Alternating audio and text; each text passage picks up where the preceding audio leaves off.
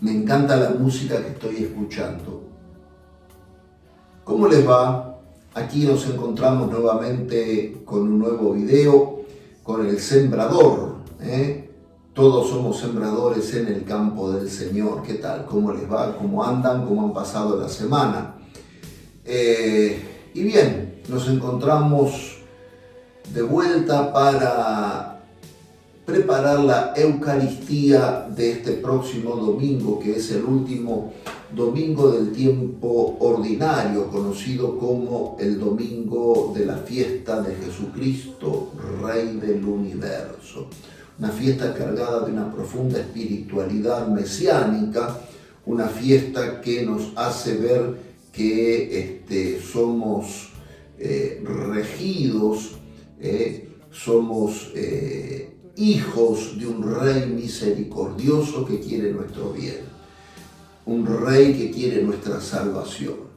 Bien, vamos entonces a participar de las lecturas de este domingo, pero como siempre, no sin antes pedirle que se suscriban al canal, que activen la campanita para enterarse cuando el sembrador sube un nuevo video, que nos den un like, un dedito para arriba y que compartan el video. Compartiendo el video, recuerden que entre todos sembramos la semilla de la palabra. Y así, bueno, gracias a Dios podemos llegar al final del año litúrgico. Esperamos ya para el próximo año, para que se acerca, que será el próximo domingo de Adviento, poder empezar con nuevas fuerzas espirituales, contando con la ayuda de la gracia de Dios y con la fortaleza que nos da el Espíritu Santo para llevar adelante nuestra vida cristiana. Bien, vamos entonces a escuchar las lecturas que nos convocan para este domingo. ¿Me acompañan? Vamos.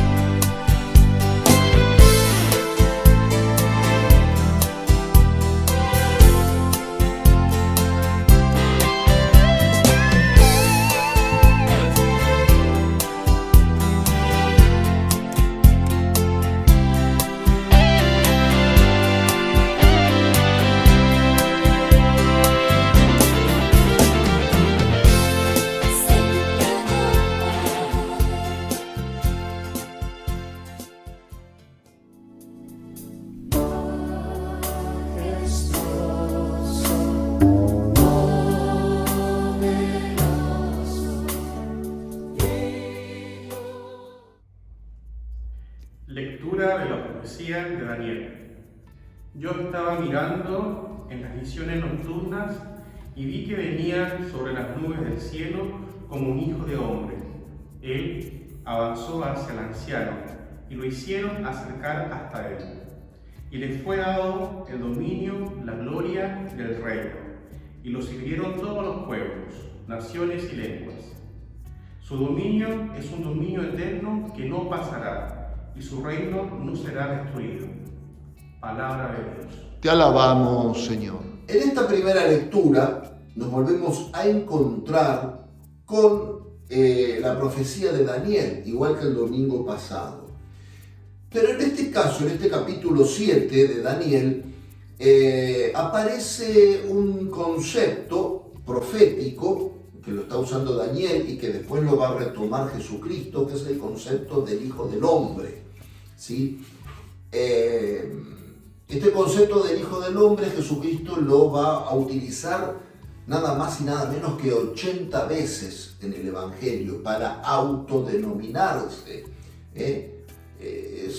Jesucristo por lo general no suele utilizar los títulos mesiánicos para autodenominarse, pero este sí lo utiliza, este título mesiánico sí lo utiliza.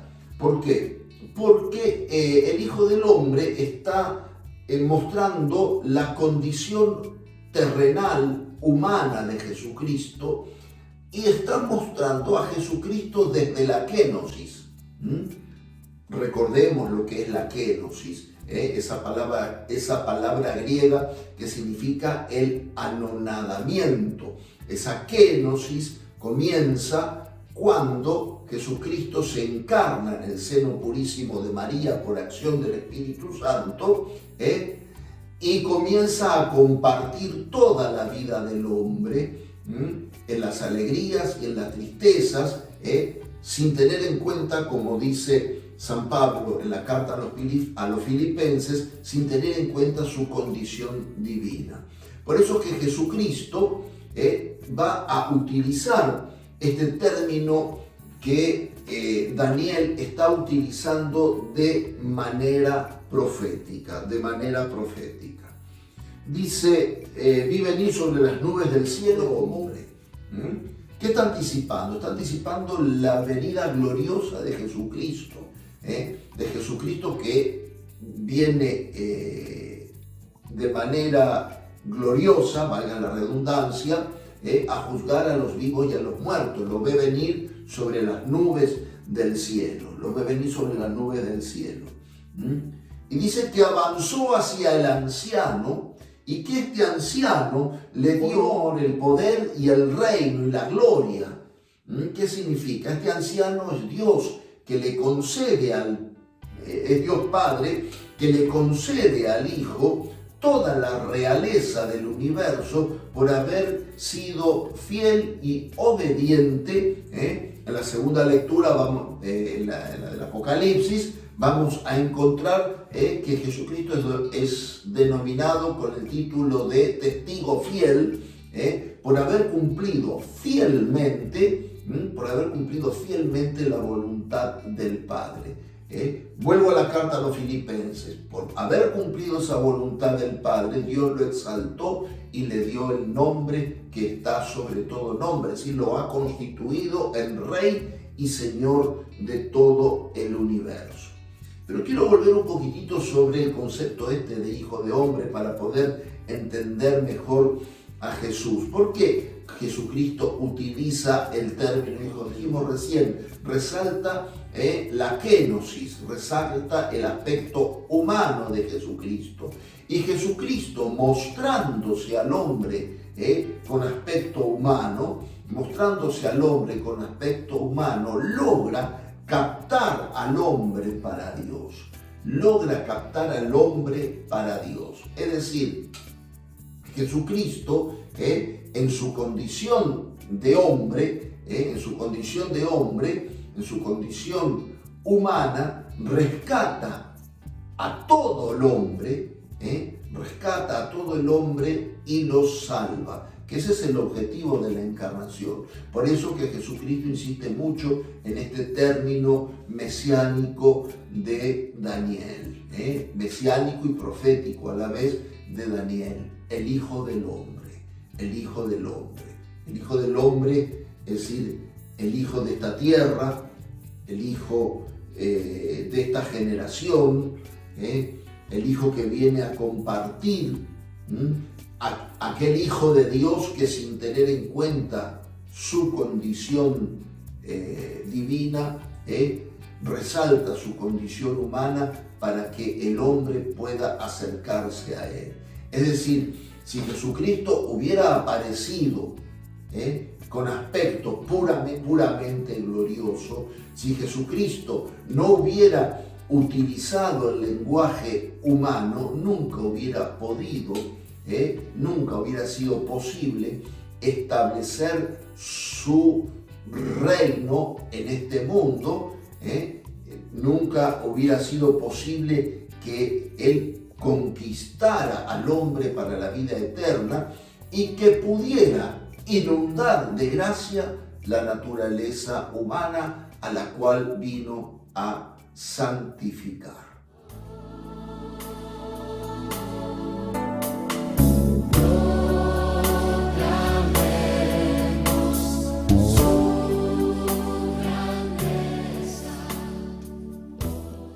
Salmo responsorial.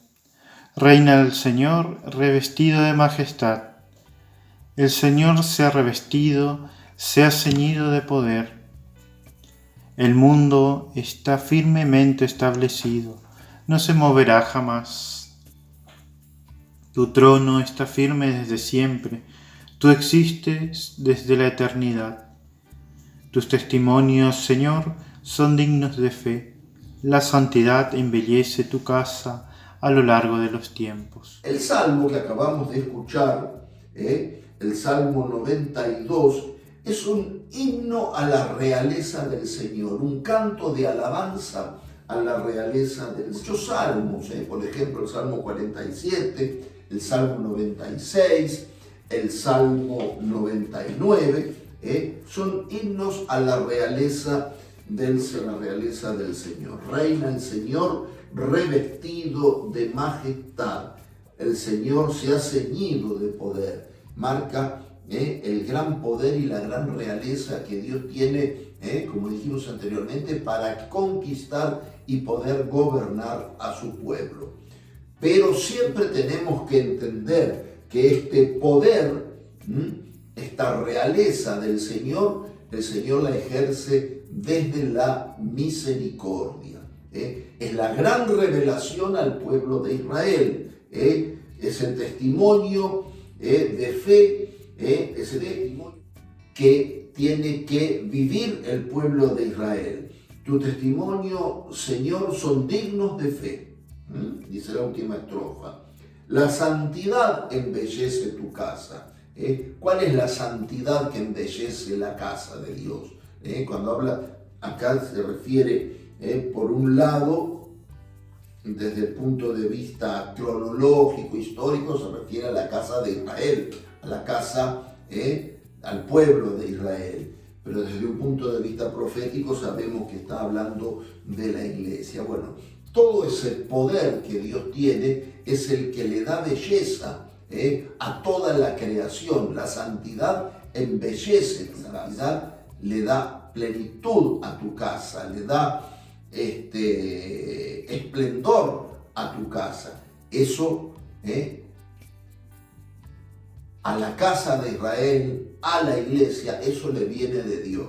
El judío en la antigüedad entendía que esa belleza era venida de Dios, ¿sí? Embellece tu casa a lo largo de los tiempos, o sea que en esa belleza el hombre encuentra la realeza y el poder de Dios.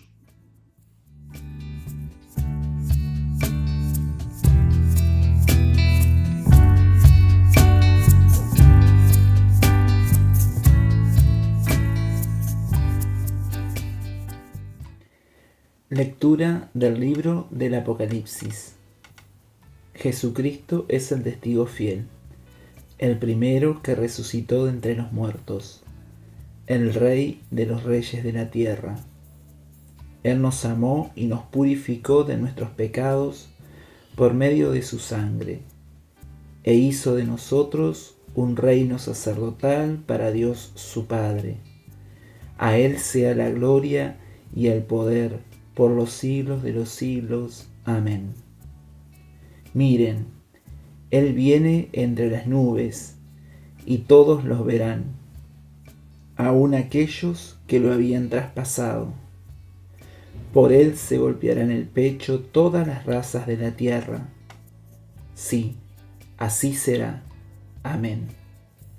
Yo soy el Alfa y la Omega, dice el Señor Dios, el que es, el que era y el que viene, el Todopoderoso. Palabra de Dios. Acá en el libro del Apocalipsis volvemos con el tema de Jesucristo, el testigo fiel, la fidelidad de Jesucristo, el testimonio fiel de Jesucristo, el primogénito de entre los muertos, el Rey de los reyes de la tierra, el que estaba muerto y ahora vive, el que nos ama, el que nos liberó de los pecados por medio de su sangre. A Él sea la gloria, el poder y el reino por toda la eternidad, por los siglos de los siglos.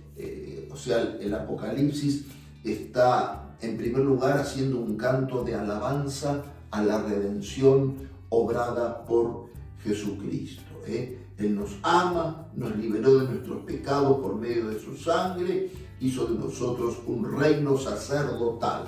Ese reino sacerdotal que Jesucristo hizo es la iglesia.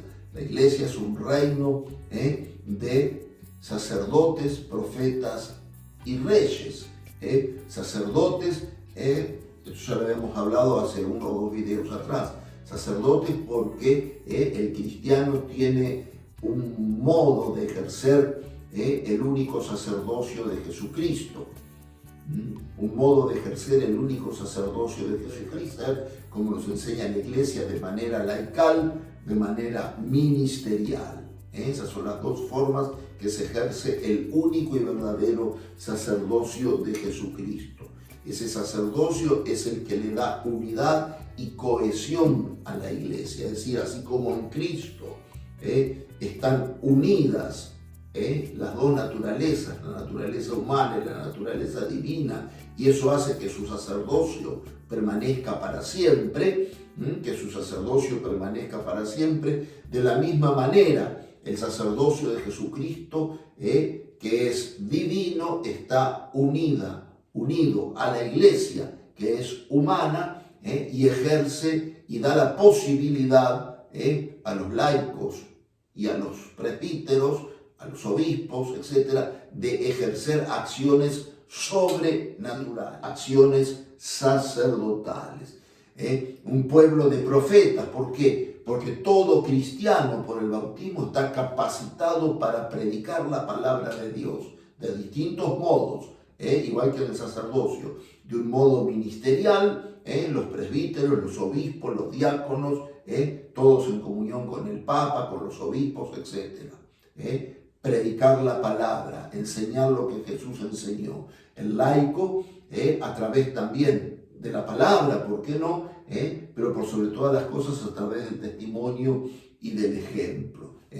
Y un pueblo de reyes, ¿por qué? Porque el bautismo nos identifica con Jesucristo, Rey del universo. Es decir, cada uno somos depositarios de los dones de la realeza de Jesucristo.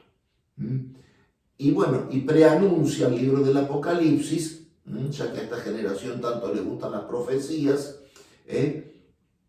dice, Él viene sobre las nubes y lo verán aún aquellos que lo habían traspasado. Acuérdense el Evangelio de Juan, cuando van a quebrar las piernas de los crucificados, dice, no le vamos a romper las piernas, le clavaron una lanza y de su costado herido brotó sangre y agua. Lo verán aquellos que lo habían traspasado. ¿Qué significa aquellos que lo habían traspasado? ¿Quién traspasa a Jesús? En ese lanzazo está prefigurado el pecado del hombre, un pecado que se dirige directamente a destruir el corazón doliente, el corazón sufriente de nuestro Rey Jesucristo. Lo verán aún aquellos que lo habrían traspasado, es decir, aquellos que más lo han ofendido, aquellos que más han estado en contra de él. En una palabra, aquellos que más fueron sus enemigos, también lo verán venir sobre las nubes del cielo. Por él se golpearán el pecho todas las razas de la tierra, es decir, todos los pueblos tienen que volver a Dios, todos los pueblos tienen que convertirse.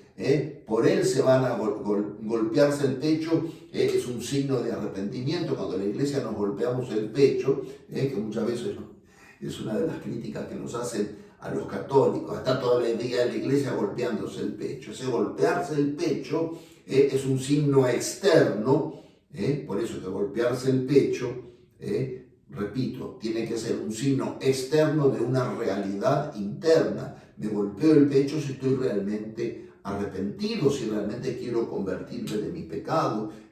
Por eso dice, por él se golpearán el pecho todas las razas de la tierra. Es decir, todas las razas de la tierra se van a convertir, van a confluir, van a ir a Jesucristo. Sí, así será. Amén. Yo soy el alfa y la omega. Primera y última letra del alfabeto griego. En algunas traducciones dice principio y fin. Es decir, ¿qué significa? Que Jesucristo es verdadero Dios, es verdadero Rey, con el cual Alfa comienza la historia y hacia quien se encamina toda la historia. El fin, el Alfa y la Omega, el principio y el fin. Entre el Alfa y Omega hay una cantidad de letras. Vamos a simbolizar, ¿no es cierto? Entre el alfa y el omega hay una cantidad de letras griegas y con esas letras se escriben infinidad de palabras. Es decir, el hombre entre el comienzo y el fin tiene infinidad de posibilidades de agradar a Dios o de pecar, pero siempre va a triunfar el reinado de Jesucristo, porque para eso Jesucristo es Rey, es un Rey que triunfa por encima del pecado, que triunfa por encima de sus enemigos, por el cual se van a golpear el pecho todas las razas de la tierra. Yo soy el alfa y el omega, el que es, el que era, el que viene, el todopoderoso. Es decir, contra quien no se va a poder, contra quien no se va a poder. Jesucristo un poco está profetizando también esto cuando le da a Pedro las llaves del reino. A ti te daré las llaves del reino, todo lo que atas en la tierra quedará atado en el cielo. Sobre ti edificaré mi iglesia y el poder de la muerte o las puertas del infierno, dicen algunas otras traducciones, no prevalecerán, no podrán contra ella, no podrán contra ella. Mis hermanos, tenemos que convencernos que la iglesia, nuestra iglesia, es el reinado de Jesucristo. Es el reinado de Jesucristo. Nuestra iglesia es santa por las dotes de su Rey fundador, que es santo, que es el alfa y el omega, que es el principio y el fin, que es el comunicador de la gracia. El problema somos los hombres, que no sabemos muchas veces valorar el sentido de la gracia, y estamos constantemente pecando y agraviando a Dios. Pero que el hombre peque no significa que la iglesia no sea santa. Repito, la iglesia es santa porque su Rey fundador es santo. Este concepto ya lo hemos abordado otra vez, que es el tema de la santidad ontológica, es decir, en su ser es santa por los dones de su fundador.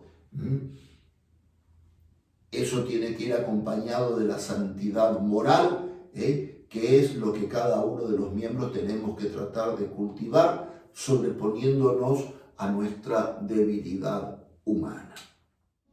Jesucristo es Rey.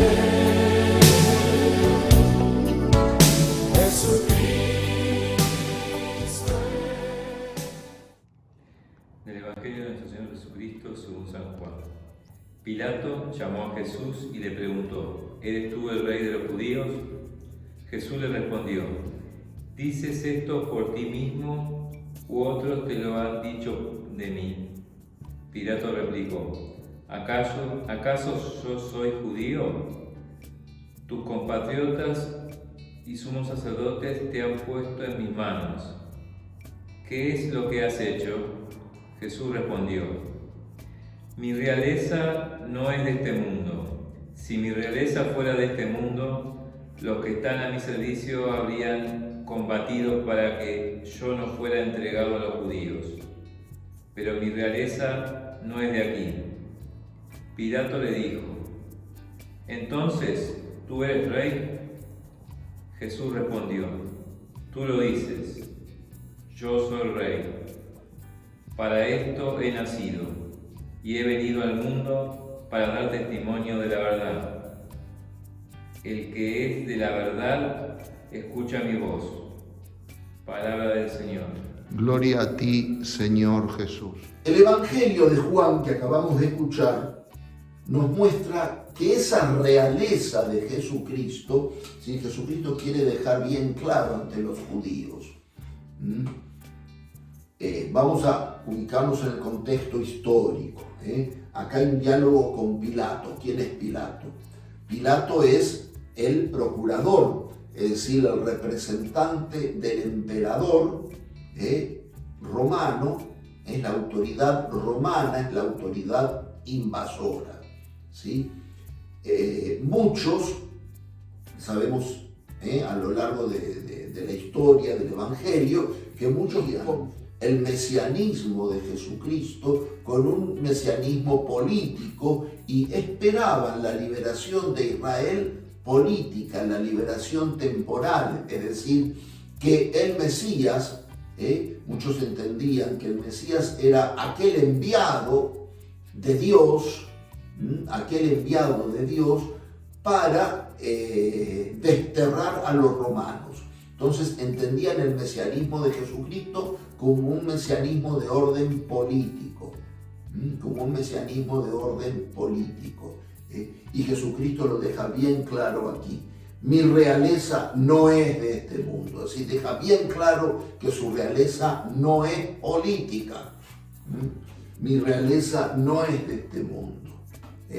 Mi realeza no es mi realeza es sobrenatural. Mi realeza está por encima de las cosas del mundo. Yo vengo a traer al hombre otro tipo de liberación para que forme parte de otro reino, que es el reino de la verdad y de la justicia, de la santidad y de la gracia, del amor y de la paz. Ese es el reino de Jesucristo, ese es el reino que cada uno de nosotros estamos llamados a construir. Pero no estamos llamados a construir el reinado de Jesucristo ni desde la violencia, ni desde el esfuerzo personal. No. Sí tenemos que esforzarnos por poner al servicio del reino, de la construcción del reino, todo lo que esté de nuestra parte. El hecho de dar una palabra, el hecho mismo de estar haciendo este video y compartiéndolo con ustedes, cualquier cosa que podamos hacer con un amor extraordinario, estamos contribuyendo a la realización del reino mesiánico, del reino de Dios. Pero no basta solamente el esfuerzo personal. Tenemos que dejarnos iluminar y conducir por la gracia de Dios. ¿Por qué? Porque si no nos dejamos iluminar y conducir por la gracia de Dios, corremos el grandísimo riesgo de que el reino que pretendemos instaurar sea el reino nuestro personal y que estemos buscándonos a nosotros mismos. Y eso no debe ser, eso no va con el reino de Jesucristo. Tenemos que buscar la instauración del reino de Cristo en medio de este mundo tan adverso. La carta de Ogneto, que es del siglo II, dice: los cristianos viven en este mundo, trabajan en este mundo, pero no son de este mundo. Es decir, tenemos los pies puestos en este mundo, pero siempre con el pensamiento puesto en el reino. En la medida en que nosotros queremos construir un reino personal, en la medida en que nosotros implementamos la violencia pretendiendo construir el reinado de Jesucristo, no estamos construyendo el reinado de Jesucristo. Muchas veces se escucha decir que hay peleas y guerras por las religiones, que los cristianos se pelean con esto y con los otros, con los protestantes, con los musulmanes. No es el modo de instaurar el reino de Dios sobre la tierra. El reino de Dios se instaura desde la paz. El reino de Dios se instaura desde la paz. Vamos a poner un ejemplo ridículo, ¿sí? Un ejemplo absurdo. Vamos a suponer que los apóstoles, en lugar de huido, como dice el Evangelio, haber abandonado a Jesús y si hubiera cumplido lo que le dijo Pedro a Jesús cuando Jesús anuncia su pasión allá en Cesarea de Filipo, que Jesús le dice, retírate, ve detrás de mí, Satanás. Vamos a suponer que los discípulos hubieran combatido, como dice acá.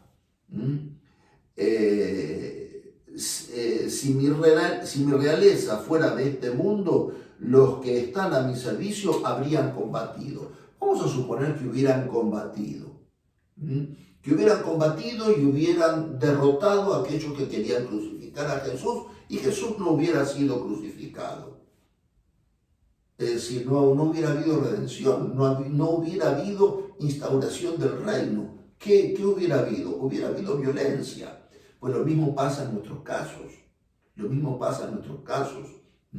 Cuando el tema del reino vemos que se pone violento, sabemos que eso no es de Dios. Eso no es el modo de instaurar el reino de Dios.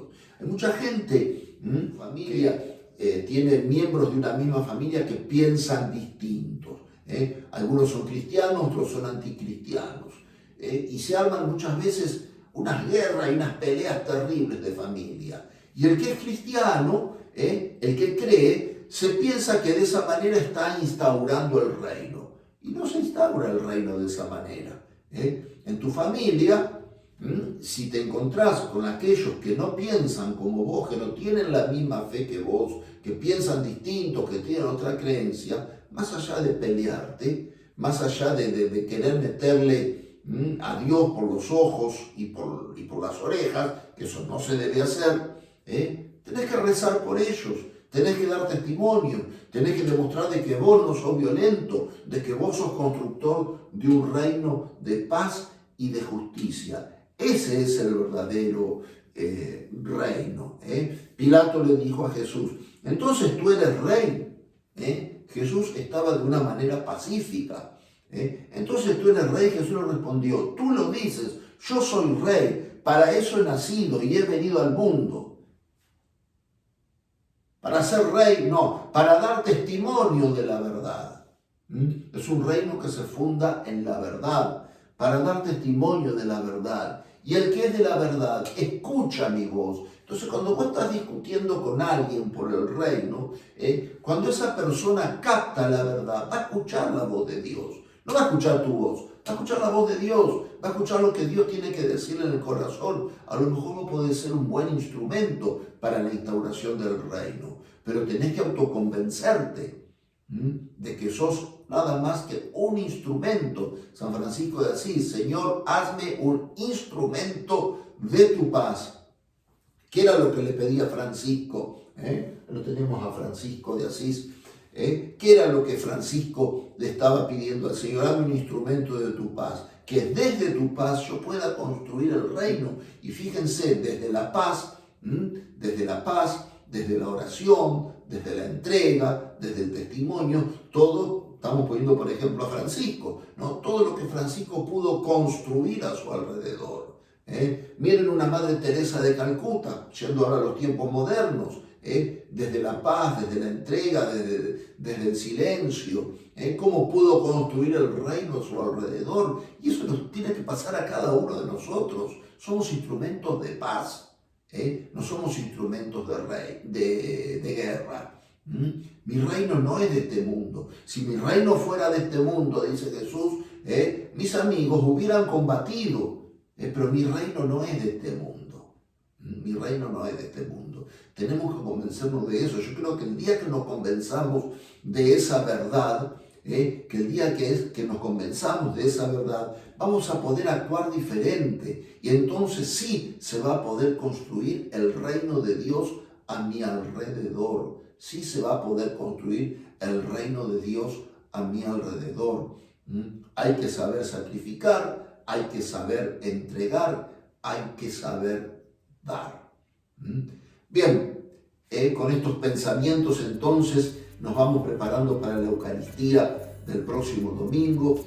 Tratemos de participar, tratemos de ver la mejor manera de participar, acercándonos a la Eucaristía, acercándonos a la comunión. y vamos a ver cómo primero ese reino se va a construir en nuestro corazón y va a fluir desde nuestro corazón hacia afuera. Hasta aquí llegamos con este video. Les deseo que pasen un muy lindo domingo en familia y nos estaremos viendo para comenzar el tiempo de Adviento el próximo domingo, si Dios quiere, para prepararnos a vivir el misterio del nacimiento de nuestro Rey y Señor Jesucristo. Nos estamos viendo. Hasta la próxima. Chao a todos. Chao, chao.